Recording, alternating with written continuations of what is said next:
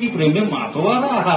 কিন্তু না না, কাছে এসেছে আর দেখছি ও বাবা রে, তার মুখে যেন কিরকম যেন ভস ভস করে দুর্গন্ধ উঠছে। সে কঠিন দুর্গন্ধ।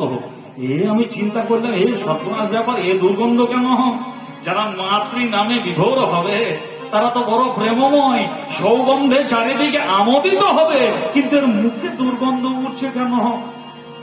ছোট্ট পাড়া কষ্ট কেন? ছোট পাড়া একটা বলি, তারপরে তুমি উঠবে, বাচ্চা খেয়েছে আমার সব খেতেই আছে।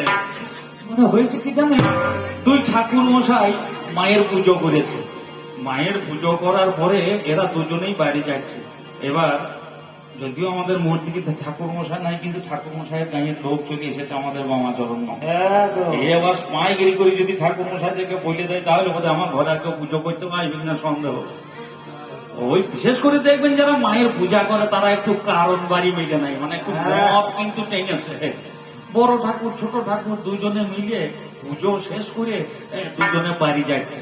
বাড়ি যেতে যেতে এই ভোরবেলার দিক তো, বাড়ি যেতে যেতেই মনে মনে ভাবছে, ভাই এতদিন মায়ের পূজা করলাম, মাকে বললাম মা রূপং দেহি জয়ং দেহি যশো দেহি দিশ জহি, মা আমাকে রূপ দাও, জয় দাও, যশ দাও, টাকা দাও, পয়সা দাও, বাড়ি দাও, গাড়ি দাও, কত কিছু চাইলাম, মা আমাদেরকে কিছু দিলেই না রে ভাই।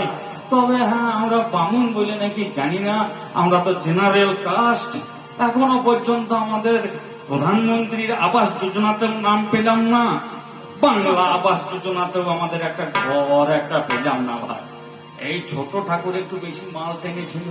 ছোট ঠাকুর তখন বলছে, দাদা, মদ ছেলের সঙ্গে সঙ্গে একটু শক্তির ব্যাপার হয়, যারা খায় তারা জানবে না, ওরা জানবে, আমরা বলি কিনা। তখন বলছে, দাদা কি ভাবছো, কে তখন নতুন নতুন ঘর করেছে, আমরা দুজনাতে ঠেলে নিয়ে চলে যাবো আমাদের রায়পুর। এত শক্তি? বলছে হ্যাঁ, শক্তি মানে দেখো, পাঞ্জাবা মানে নিজের পাঞ্জাবি খুলেছে, খোলার পরে কোমর চাদর একটা ছিল, সেটা কোমরে বেশ ভালো করে আঁটিয়ে বেঁধেছে। বেঁধে বড় ঠাকুর আর ছোট ঠাকুর দুজনে বললেন, সেই একটা পাকা ঘর ধরে ঠেলতে শুরু করলে। সকাল হইতে হইতে আমরা নিয়ে চলে যাবো, ঠেলে নিয়ে চলে যাবো। ঠেলা শুরু করেছে। কিছুক্ষণ পর ওই ঠেলা ঠেলি করতে করতে বললেন, কর করে ঘাম চলে গেছে, দাদা জামাটা খুলে দাও। হাতে একটা ঘড়ি ছিল, ঘড়িটা খুলে দাও। আমরা প্যান পরিয়ে কোমরে ঘাম জামিনে বললেন, চং ঠেলছে, কাউ করে ঘামছে। আর ঘাম যেমনই শুরু হয়েছে, এই ঠিক ওই কার্তিক মাসে মায়ের পুজো হয়েছে তো, ভোরবেলায় টহল দিতে বেরিয়েছি। এবার কিছু ধরুন ছেলে মানুষ, তারাও তো আবার টহল দিতে যায়। এরা দুজনে এখানে ঠেলাঠেলি করছে, কি ব্যাপার? আর এরা আপন খেলে ঠেলছিল।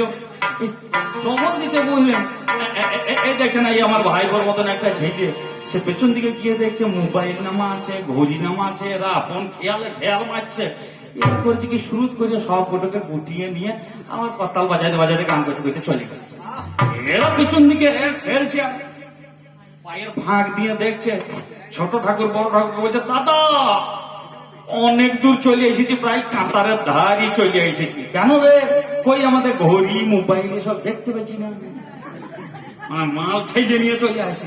এই কিছুক্ষণ পরেই বললেন, কুহু কুহু করে কোকিল দেখে দিয়েছে। সকালবেলা বিভিন্ন পাখির কোলতান আরম্ভ হয়েছে। এদের তখন আস্তে আস্তে নেশা ছুটি হয়েছে, যে দাদা আমরা যেখানকার সেইখানেই ছিলাম, আমাদের এগুলো সব গেল কোথা?